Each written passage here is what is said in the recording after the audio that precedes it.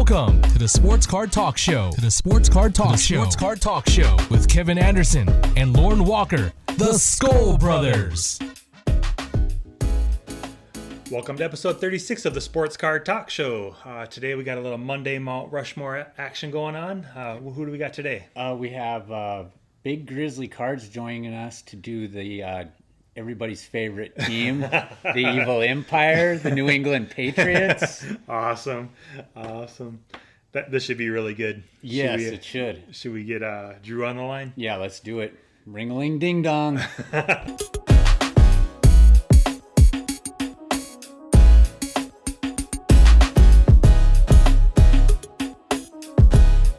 All right, we got Drew on the phone with us. Going to help us out with the Patriots Mount Rushmore. We really appreciate you coming on. Thanks for having me, guys. I'm excited to do this. I've got some big shoes to fill with some of the other guys who've been on doing it. I'm sure you're going to do a great job, man. Well, you're repping the Patriots. Well, and that was it. I think this is going to be very people are going to have very strong opinions one way or the other. Right. It might be. We might get our most dislikes on this video just because it is the Patriots. Yeah. Well, and there's really no casual fans. You either love them or you hate them. Yeah. Yep. It's not a team that has a light following of people who just will occasionally tune in. Right. I actually enjoy, if you watch the Star Wars movies, there wouldn't be no Star Wars movie if there wasn't Darth Vader, so. Well, I always refer to Bill Belichick as the Dark Lord, so yeah. he is our Palpatine. Yeah. Yep. So you can't have great movies or great whatever you want to call it, theater without the bad guys. So. Yep. Hey, you know what? We'll play the heel. I'm all right with the villain title. Yeah. Right, as long as you keep bringing those titles home too, right? Exactly. I've been joking with my buddies for the last couple of years. I said, if Brady gets 7, I'll get the tattoo. I have a feeling that he'll come back one more year and he'll get Drew Bledsoe'd. And Josh Sitton will come in like game 7 or something and play them to the playoffs, and then he'll get hurt and Tom will come in and they'll be like, no, Josh is starting the Super Bowl. Well, there's been so many guys that come in afterward. Like when Matt Castle came in, he looked legit. Yep. And then he left New England and everybody saw just how good what he was. I mean, Hoyer did decent in his time filling in, but there really, with the exception of Garoppolo, and he's still too new to tell, there really hasn't been anybody that's thrived. Brissett's winning games. I mean, he looks pretty good. I have Brissett, yeah, and I live in North Carolina, not too far from NC State, so I got to see him playing in college. So I like seeing him have success. I'm a little bummed that he's having it elsewhere, but right. I don't think we could have kept that roster with him, Garoppolo, and Brady. No, I mean that's a lot to keep. Yeah. And we'll see about Stidham. The jury's still out if he's going to be the next one or what's his deal. Right. Before we jump into your honorable mentions, I just wanted to mention that your Instagram, the Big Grizzly Cards, great stuff, man. We really enjoy it, and we highly recommend anybody that I'm sure they're already following you, but if they're not, jump on and follow him. Great content, man. And I mean, I'm not big on social media. When I got back into the hobby, Instagram was kind of it for me because it's just pictures. You can put the words on there if you want, but that's pretty much all I do. And I like to just kind of show what I have, not necessarily on there to do trades and sales. I will every now and then, but it's more just to show what I've accumulated over time. Yeah, that's the great part. That's really, we had personal accounts before we started doing this, and that's all it was. We have all these cards sitting in boxes. I'm looking over at the boxes now, and it's like, well, that's not doing much, but you get to show them off a little bit. That's a lot of fun. And my wife kind of banished me to my closet for my collection. Right. So I was like, I got to have some way to show these off because they're not being seen in the house. Right. Not anybody cares about them when they come in. So I was like, all right, I'm going to find a group of people that do appreciate them. Yeah. Instagram is the display case for your collection. Very much so. Yeah. That's exactly what it is. Yeah, I mean, every now and then my girls look at them, and if this has a Patriots symbol on it, they get excited, but they could care less to them. They want the Frozen stickers and stuff like that. So. Exactly. Oh, that's too funny. Well, I think we'll jump in. I think honorable mentions we'll start with for you. Yeah, so I had a pretty easy time doing the honorable mentions, but my first guy that I'm going to go with is the kind of start of the quarterback success for them, and I'm going to go with Drew Bledsoe. Yep. He had a pretty long career. He was a first-round pick, first overall in the 93 draft, and he was kind of the guy. They had success with him. He was a 94 pass leader. I'm trying to think of what else he did. He led him to the Super Bowl and lost to the Super Bowl. Yep. Lost to the Packers. Yep. He was a dealer, man. He was a superstar in the 90s as far as quarterbacks went. He was right there with Favre and Marino and Elway and those guys. And everybody forgets about him because of what Brady's done. And I feel the same thing, like guys like Steve Largent. Like, everybody forgets just how good they were because of how good Brady's been. And, Largent was way before my time, but I used to joke that I was named after Bledsoe, which isn't true, but because my name's Drew. So right. I used to tell anybody that would listen and hear that, if they were paying attention, they'd realize it doesn't add up. But, right. And I love Bledsoe. He was my first jersey that I ever owned. I actually have it sitting next to me. It was one of the old like Champ Sports reprints or something like that. Oh, but sure. He's probably one of my favorite non-active guys right now. So he was a easy honorable mention, but didn't just quite break into the top. He's pretty successful selling some wine nowadays too, isn't he? He's got a great winery. Actually, I know somebody who's got a couple bottles of it, and they refuse to open it just because it's got his name on it. Oh. It's like a collector's item to them. So right. They got it out as displays. But so he was an easy pick. Yeah.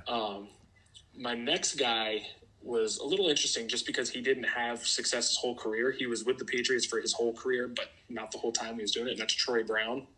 Oh, nice. 15 years with the Patriots, the entire time of his career, franchise leader in punt return yards, and only Welker has more receptions in the franchise than him. He's at 557. Welker came in at 672. 2001 Pro Bowl guy, and his best years were from 2000, 2002. Outside of that, he had a consistent career, but not stellar. But he had that little window where he was just the man. So I absolutely love Troy Brown because he was the Swiss Army knife. He played DB when he needed to. Yeah. I love guys like that. So I'm really glad that you brought him up. Yeah, and he was there's been a couple guys over time that have been the punt returners. You could put him on defense if you needed to, but he was kind of one of the starters for that position for them as far as a guy that would do what you asked of him. So he was another one. He, like I said, he didn't make the top four just because he didn't have the consistency throughout his career, but he was there. Any guy, I've got a soft spot for guys who begin and end their career with the same team. It doesn't happen. Oh yeah. There with you. And yep. 15 years with one team is pretty impressive, especially when the Patriots are notorious for moving on from guys, before they can't offer anything. So right. Yep. Yeah, Belichick has kind of a dark heart when it comes to loyalty. Yeah. And I think I just heard Gronk recently on an interview or something saying that what they really expect is for you to go in and do your job.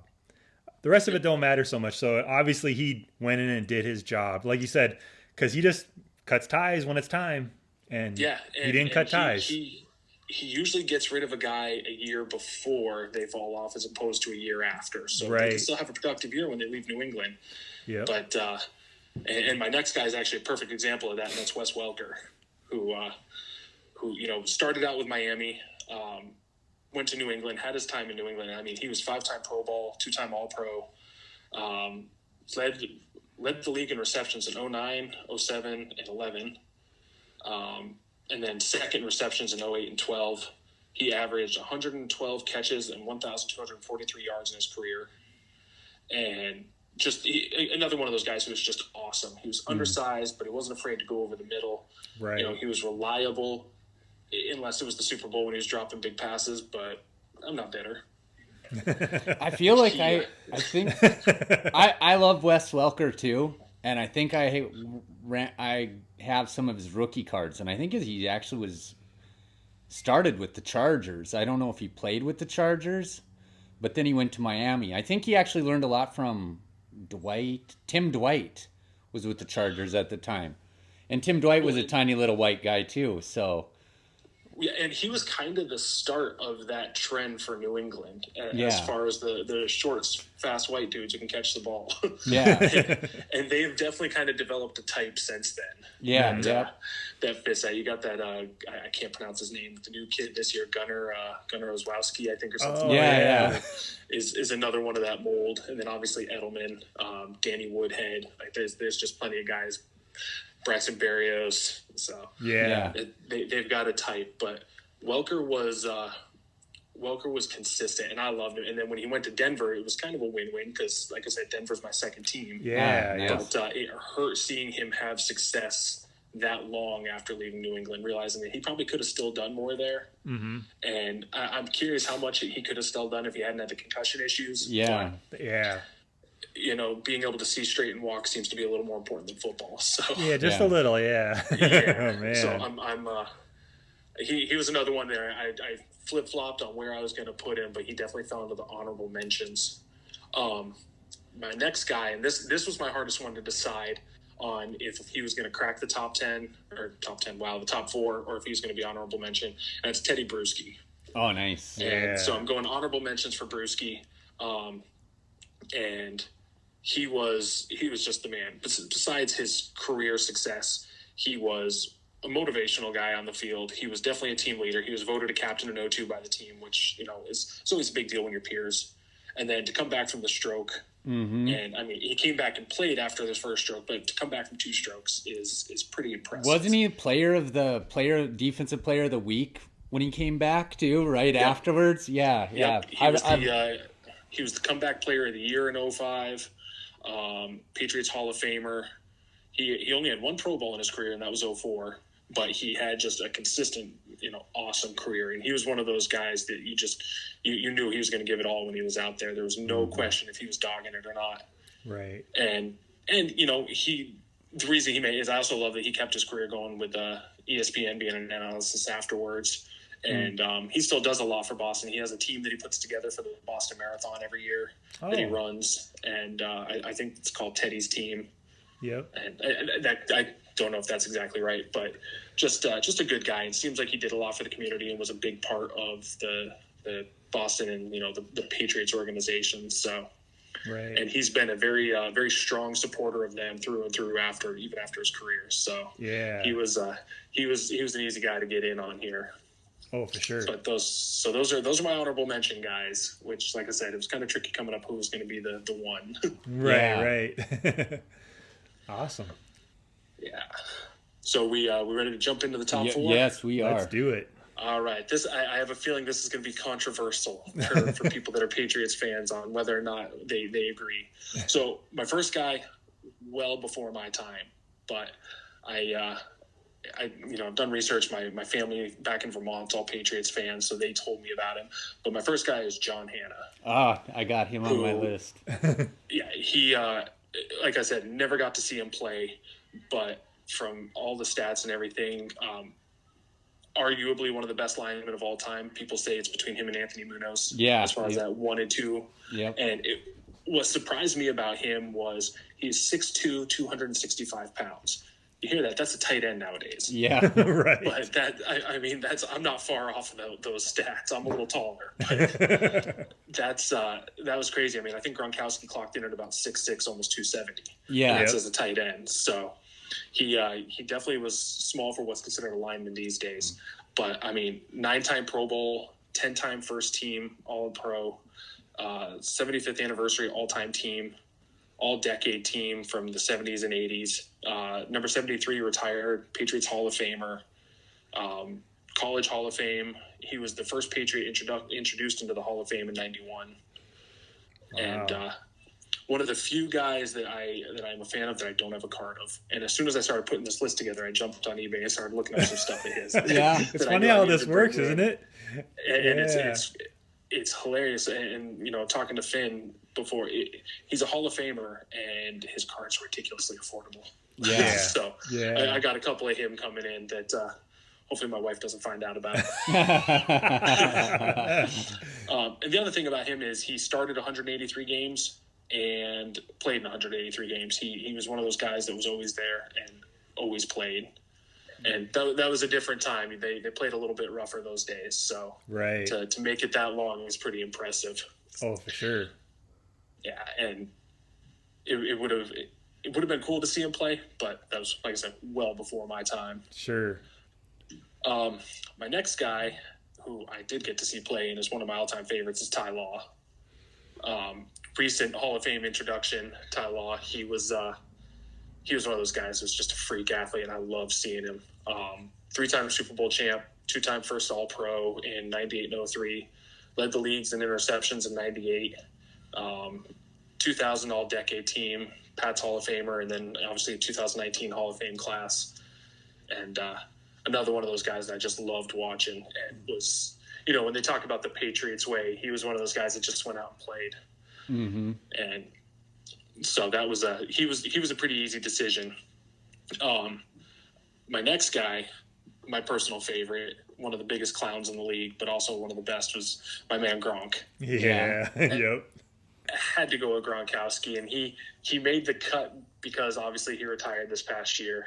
I tried to go with guys that weren't necessarily active because there's plenty of guys that could be, but they still have their time, so we don't know. Right. But Gronk was an easy one, and I love Gronk from the get-go. He was one of those guys that just seemed like a big, goofy frat boy who just happened to be really good at football. Right. And, he partied hard, he played hard, but I love that you never heard about him getting in trouble. He was never very controversial as far as, he didn't get arrested and stuff like that. But he still went out and had fun. He still jumped through tables and danced around with broken arms. And, he was a clown. But he also was somewhat of a game changer. And, I mean, this year you can tell they're missing him. Yeah. He's definitely a game. I mean, he not only was he the best receiving tight end during his generation, but also he was probably the best blocking tight end as well. I mean, exactly. He didn't, and I think because he was so good at receiving, and seeing a guy like I was saying who's 6'6", 260 run routes like that and getting yards after the catch, making one-handed grabs, that was not something you're used to seeing from the tight end position. No, right. But you go back to guys like Tony Gonzalez, Shannon Sharp, they were monsters. Yeah. But they weren't, in my opinion, they weren't as all around as Gronk was. And unfortunately, injury prone, and part of that's because of, how hard he played and how hard he got hit. But he definitely sacrificed his health for the team. And I mean, they don't have the success they've had in the last couple of years if it wasn't for him. Dude, I drafted him, I think, in a couple fantasy leagues. I dropped him. I've picked him up. I've dropped him. I'm just waiting for him to come back this year. I keep seeing his interviews, and he's so vague about it, which leads me to believe, he's going to come back. Yeah. I feel like he needed time to figure out if his body could take it. So he's gotten into some side ventures, and, they got him broadcasting now, and he was hilarious. He brought his personality to the screen instantly. Yeah. On that interview I caught, he was talking about he's only about 10 pounds under his playing weight. I'm like, oh, he's bulking up. Because I heard he was 25 pounds under his playing weight, and now he's like, I'm within 10 pounds. Exactly. He started doing that TB12 method when he came out, and he was looking skinny. I saw some videos of him, and I'm like, wow, that's not the Gronk I'm used to watching getting yards after catch. That is definitely a skinny, retired Gronk. But then I've seen he looked like he filled out again when he was on that Monday night game or that Sunday night game. Yeah. And so we'll see. I still have hope that he comes back, but if he doesn't, I don't blame him. Right. Mm-hmm. The kind of stuff he went through for the team, and they figured out success without him because a lot of times he was hurt, but he was definitely huge in getting him to that point. And for sure. And that. Going to draw a blank on which one of the Giants Super Bowl, but they have him. He's healthy and doesn't have that sprained ankle. That game could have gone differently. Oh yeah. Watching him try to go up for a pass at the end of the game and realizing that he had nothing on that ankle was kind of hard to watch. Realizing he probably shouldn't have been out there, but he was. Yep. And like you said, giving it all up. Giving it all up for the team. Yep. Yeah. Definite team guy, and it was he didn't strike you as the normal Patriots guy. He was outspoken. He was goofy. He wasn't necessarily the Patriots way. Mm-hmm. He had certain numbers that he was very obsessed with putting on his jerseys and stuff like that during practice. So, right. But he came out and he played, and he was a tough dude to guard. So he will be missed if he doesn't come back. But we'll see. Time will tell with that one. My next guy was kind of a hard one because I was trying to decide. I was trying to stay, guys that had played and aren't here anymore. But I'm going with Julian Edelman, and Edelman's probably my favorite player not named Gronk. He's just a beast, and again, kind of that Wes Welker short, does everything, little white guy, goes over the middle, and he's just tough. I mean, what he brings out on the field, his consistency, the chemistry he has with Brady, his ability to catch and run after the yards, his always making big third down catches for us. Mm-hmm. He's got the Super Bowl MVP. He's second only behind Jerry Rice in postseason yards. He is Super Bowl record for career punt returns and first half receptions, and just huge. He might not necessarily have all the big numbers, but what he does for the team is just, he can't be measured. Right. He's Brady's guy, and that those first 4 games that he was out, you could tell they struggled on third down conversions. Last year, with some of his poor offseason choices. Right. And but he's just been a big part of the team's success, and he's one of those guys that again, just give it all for the team. Yeah. Mm-hmm. Never questioned him. He's always come up with the big catches, and I think that's what put him over Welker for me, is that he consistently made the big catches when he needs to. Right. And so that got him a little bit ahead. And that's one of those ones where I think maybe there might be some difference of opinions, because there's definitely some other greats in there. And he's still playing and still has time. But I have a strong feeling he's going to be one of those guys that ends his whole career in New England. I don't see him playing anywhere else. No. He strikes me as the type that if he can't play in New England, he doesn't want to play. But we'll see. Yeah.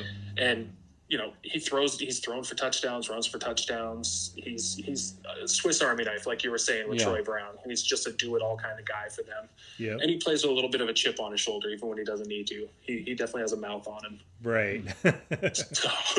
So those are my 4 main guys. And my picks for now, those are probably going to be evolving over time. Because like I said, there's some guys that could be greats that are still going. For sure. So, and definitely more offense heavy for me, but there's definitely some defensive studs that are just great. Mm-hmm. Yep. So, awesome. You have there's one big omission, so I'm guessing that it might be your face of the franchise. My face of the franchise is the one, the only. If there's any doubt about this, you probably haven't been paying attention over the last 19 seasons. Right. Brady, obviously. Yeah, the GOAT. The GOAT. Love him or hate him. You can't deny what he's done. Mm-hmm. And done consistently. That's my thing with Brady, is that it's every year. Mm-hmm. It's, they wonder, is he going to fall off the cliff? Is he going to fall off the cliff? And it seems like he just keeps going. Right. And I mean, the guy's almost or is 43. He's going to have games where he's not playing at an elite level. They were saying this week, I think it's the first time he hasn't been ranked as one of the top 5 quarterbacks. But he's still going to lead his team. He's still the unquestioned leader of the organization. Yeah. Probably has a little bit more pull than a player should within the franchise. But, when you've had that kind of success, you've kind of earned that. Right. I'm pretty sure. I'm guessing you should get some pull whenever you're giving the team discount on salary for so many years. Yeah, well, and the fact that I don't know if he's ever been the highest paid quarterback, but he is very much all about the money going to bring weapons around him. Exactly. And I was a little hesitant. I was super excited going into the season about his receiving core, but injuries and some trades and stuff have made it a little bit questionable. It looks like we're limping into this game tomorrow night with I don't know who they're going to throw it to. The thing is, that's the Patriots, though. You're going to have the Bengals. What's the Bengals ex running? Burkhead might be. Burkhead will do some. Yep. Rex will do some things. I'm I was like last week. I'm like, holy cow, Bolden still plays for the Patriots. You know, It plays well. Yeah. Bolden reminds me a lot of like that's the thing about the Patriots. You guys have so many guys like Kevin Falk is one of those guys that just like did whatever. You know, you wouldn't Corey see Kevin. Dillon. Yep. You guys have had guys on the team that show up whenever they're called on. And again, they in their time, they probably could have been bigger names, but because there's been so much success for some of those guys, they kind of get overshadowed. Mm-hmm. Yeah. One of the main guys I had a hard time kind of holding back on was Curtis Martin. Dude. A stud, but it seems like more of him is remembered as a Jet than his time with the Patriots. So I had just a couple names, but they were just like honorable mentions. But I have like Willie McGinnis and Adam Vinatieri on my. But my list is long, so I'm glad I love your list. Absolutely love Vinatieri and Gronkowski were two hard ones for me, but the reason I left Vinatieri out is at this point he's had more time as a Colt than he has as a Patriot. Wow! But what he's done with the Patriots is unquestionable. I mean, without him, you may not have three of those rings. Don't exist. Yeah, right. The Tuck Rule game, the Panthers game. I mean, there's a lot of games where his leg won the game. Brady will get the glory, but it was Vinatieri, and then Gronkowski has been a stud for us too. But last couple seasons, and between this year with the injury, he's had a little bit of hard time hitting the game, the big ones, right, or even the easy ones at that point. Yeah. That's great, man. I think you did a fantastic job. Yeah, I did too. Man, that's awesome. Obviously, you didn't. You said you held your Rushmore to players only, but I mean, you could almost put Belichick as a second face of the franchise. He could be on the other side of that coin of the currency that would be the face of the franchise. You know? Oh yeah, I mean. All right, yeah. We had a little technical difficulty there, but we got you back on the phone now. I moved around a little bit, so lighting might be a little bit trickier, but I want to get somewhere where I make sure I have a signal. Yeah. We just left off where Belichick and Belichick could be on the other side of the coin with Brady, and I absolutely. I wrote down a whole list of players, and you just check marked them all off, you know. You definitely hit the Patriots that I had in my mind. I have a few from the olden days, but like Andre Tippett, Michael Haynes, Stanley Morgan were a few names that I had floating in my head, but I mean, they weren't part of championship teams like the guys that you were naming. And like we were saying, there's so much current success that some of the past guys' accomplishments kind of get watered down. Whereas, if the Patriots haven't been as consistent as they have, those guys are definitely mentioned as some of the all-time greats for them. Yep. Right. One of my favorite guys who I just couldn't put on just because he really wasn't. I mean, he was a huge part, but was Vince Wilfork. Oh yeah, another guy, man, Vince Wilfork. Yeah, so we could probably keep going on and on and naming names and guys. But you named Seymour earlier. There's Lawyer Malloy. Yeah, there's a ton of them. Yeah, ton of them. Yeah, they've had some good guys over time, but just as long as they have Brady, he will always hold it over everybody as far as the all-time great. Oh, yeah. And I feel bad for anybody coming after him. I mean, we were talking about how guys before him are kind of forgotten, but anybody after him is going to have a heck of a time. Yep. He's going to cast a humongous shadow. Yep. And I'm going to be curious. I mean, Patriots fans have had so much success that if there comes a time where those days are numbered or, not as successful, how quickly they'll be to turn on guys. Right. It'd be interesting to see for sure. Absolutely. Say, Drew, would you like to come back on the show some other time and talk some other sports card talk? Oh, absolutely. Awesome. This is my only hobby, so okay, cool. It's about the only thing I got time for. And I actually right before you guys called, I was opening up some. I got a Prestige box from Target, so I was opening that up right before you guys called. Oh, cool. Those are fun. Yeah. Well, if you want to hold on 1 second, we're just going to end the episode, and then maybe we'll chat for a few more seconds. That's going to bring awesome episode 36, Monday's Mount Rushmore, Patriots edition with Drew at Big Grizzly Cards to an end. Skol Brothers out. Skol Brothers out. See you guys.